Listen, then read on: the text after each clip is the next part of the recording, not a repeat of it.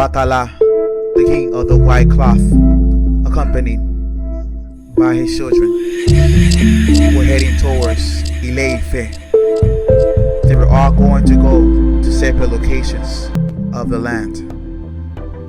Orunmila and his disciples also were giving their respects to Obatala and his disciples, and were also leaving in parting ways. After a long while of conversing, everyone their farewell, especially to the king Inle. The king Inle was momentarily saddened by these acts because he really wanted him to stay, but he understood the mission of Orunmila, that it was not for him to be permanently there. So Inle told him, "My brother, I bestow pleasures upon thee. I know that you're heading into the kingdom of Oyo, where the god of thunder, Shango, reigns. And may the other deities that you need help with help you facilitate the resources so you can fulfill your destiny and purpose. And the many friends will surround you in the presence of great beings. May none refuse to assist you in your path and destiny." And then various people were surrounding Inle and Orunmila, and one of them stood out, and his name was Corona Apananda, who was the brother of Ogun, who had a special ability of exploring several terrains and creating different ambushes, and an expert to defeat his enemies. This great figure caused a great admiration to Orunmila. His presence had a great stature and physique, and a countenance of a radiant countenance, and spoke with certainty, and with a loud voice he proclaimed, "May all the priests and the orishas bless you on your path, and I will accompany you to ensure that you're safe and you can make it to the Oyo kingdom." As they all plan to live along with all the priests and explorers and the warriors and the soldiers, they are left with swords and shields and blades for protection. Some were made out of bronze clothing, some were with skin of buffalo. They all say farewell to the king Inle and the population that was there in that wonderful kingdom. And from a long distance they observed the great buildings that were created in that wonderful kingdom. And also the warriors of Inle were making loud noises, with hitting their shields with their blades in demonstration of gratitude to the divine teacher Orunmila, and as a way to say that they will remember Orunmila forevermore. As they advanced and traversed their journey to different forests, they came across a door that had the symbol known as Osa, which the stake that has mass that protects against adversities. In these locations, Orunmila and the natives who observe him come. They observe him with untrust because they did not know him. And they notice that the hair, Orunmila's hair and the disciples' hair, were shaved bald. For them it's a rare appearance to behold. As they make the way to the terrace, the natives immediately hid behind the forest because they did not trust them. Corona Apananda guided them to the location and watched forward. And he hardly slept during those nights because he wanted to make sure that Orunmila and his disciples were safe. He told Orunmila these words: "Dear Lord, dear teacher, the observers, but I don't know the reason and motive that they distrust us and do not want to engage in conversation with us. I'm going to send 2 soldiers to let them know our intention and what our mission is, because the danger can be imminent if they don't understand our origins and why we're here." Dona Apananda made the statement in regards to the concern of safety of Orunmila and disciples and all that were there presently. The 2 messengers proceeded to go in the location where the natives were hiding behind the village, and stated, "We have a representative that wants to speak to you in a sign of peace and understanding." They agreed for this interaction. He explained to them My dear brothers, we come here with great and positive intentions. For several days, the disciples in orunmila have traveled from afar, and I'm speaking on behalf of my brother Ogun, who is the king of Ilesha, who also attests to this. We have been to many different regions and locations doing the good. The group, on the contrary of what Corona Para assumed they would react, they were still untrustful of what he was saying, and said, why should we believe you?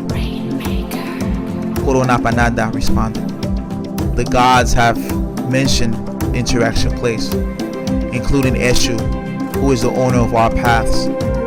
He does not drive us away from exploring the different locations and to interact and give this wonderful message. I'm accompanied by orunmila the diviner and his disciples, who have done wonderful offerings to the deity Orisha Oku, and has given several offerings to the sacred deity Orisha Oku as well, so that we will not suffer calamities or famine.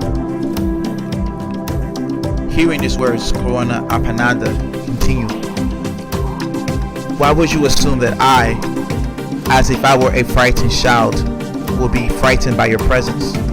Why would I hide from you, from a group of good people, especially the people that I'm with, orunmila and the disciples, who have saved and helped and rescued Obatala in the land, in the kingdom of Inle, of the Orisha Inle. They're my allies, as the disciples are. They have demonstrated this, and they could be your allies as well. The natives were untrustful of this and upon it. Why should we listen to a foreign kingdom, the opinions of someone from a foreign kingdom? Before the situation, Corona Apanada and his warriors lost patience. They raised their swords in act of defiance to attack the villagers, the natives. Orunmila stopped them and said, please be calm, my friends. Whoever decides to execute any physical attacks or do any decisions, please wait an allotted time of days and meditate on this decision before you do it, because during this space of meditation and time of retrospection, the solution will arise from within. Many people lowered their weapons and followed orunmila's commands. Corona Apanada was angry because he was not able to express himself how he truly was. He said, before anyone humiliates my past, I will definitely just attack him. What happened with Shango in the past? This is ridiculous for me to be humbled by this act of defiance. And his fury was so angry that fumes were coming out of his mouth, and eyes were extremely red, injected with blood. After advancing a long stretch of time, especially in the heat of the sun, they went to a location that was still under construction, living space, who was simply a temple that was going to be dedicated to a specific deity. In the interior of the king temple, orunmila admired the presence of this, because it was maintained by priestesses. It was an obscure culture and tradition where ritualistic practices, rare ritualistic practices were practiced.